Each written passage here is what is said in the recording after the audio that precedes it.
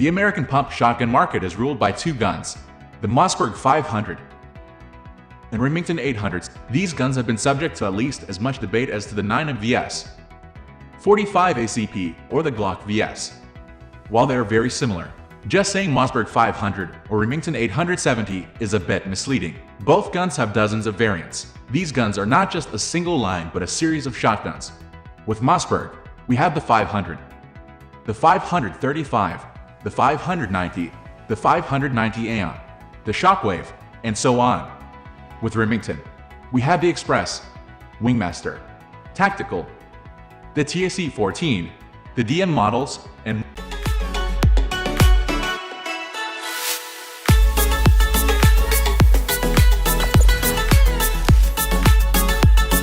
the most significant difference any shooter can easily pick up on is the difference between the safety locations on a Remington 870 and a Mossberg 500.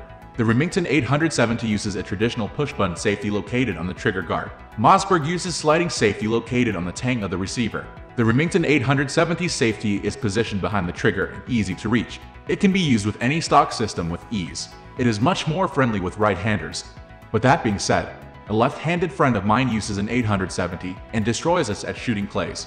The Mossberg 500 safety is completely ambidextrous but challenging to use on shotguns with pistol grips. This includes practical pistol grips that utilize stocks as well. One difference you can't see, but you can feel is each gun's actions. Both use twin steel action bars for increased durability. You notice how handy those twin action bars are when you handle something like an old 1897 and feel how fragile a single action bar is. The Remington 870 uses a robust, one-piece design that combines the action bars. And the Mossberg 500 series uses two pinned action bars that are anchored to a separate slide assembly.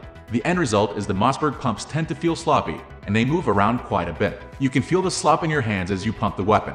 The Remington 870 tends to be tighter and smoother. It gives an overall higher quality experience. If you want to tune a gun up, get a Remington, and you'll be shocked at how smooth a competent smith can get a Remington action.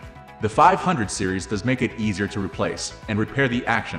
Should a bar get bent, it's easy to unpin the bar and remove and replace it.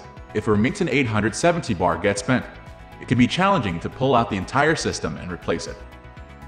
One of the most significant differences you can't see is what material makes up your shotgun's receiver. Most people can't look at a metal and tell you what it is. This material difference is one of the biggest differences you'll likely never notice.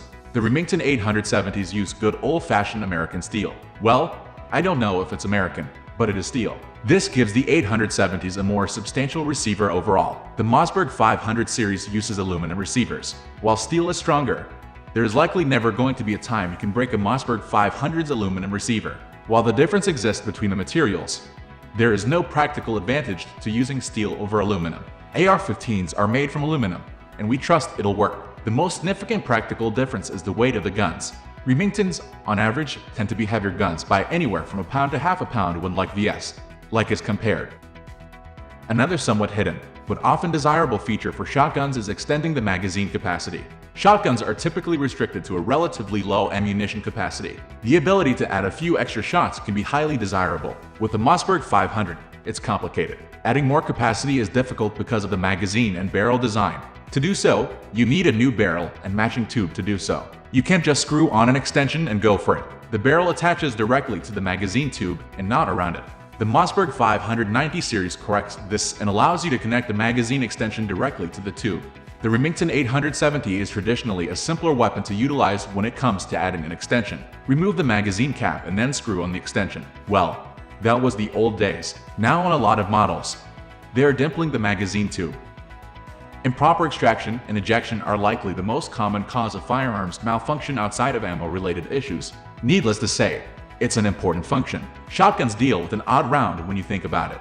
It's a bulky hybrid of plastic and brass that's often cumbersome, comes in various lengths, and can be all sorts of different weight and projectile types. Being able to extract and eject any and all shells are essential. Remington uses a single extractor that grips the rim of the shells and rips them outwards. Mossberg uses two extractors to help guarantee reliability. The dual extractors are great because if one breaks, the other will still work, and you can run the gun until you can repair it. The shell lifters aren't exactly something you think about when you first handle a shotgun.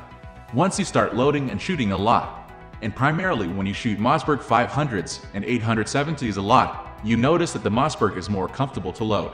The Mossberg uses a patented shell lifter that is both skeletonized and in the always-up position. The Remington uses a standard shell lifter that stays down and acts as a gate to the gun. It's a solid slab of metal that sits below the bolt and action. To load a shell, you press the shell lifter up and slide it into the tube. Now it's your turn. Which one impresses you the most? Let us know in the comment section below. Also, do share and subscribe to our channel for further video notifications.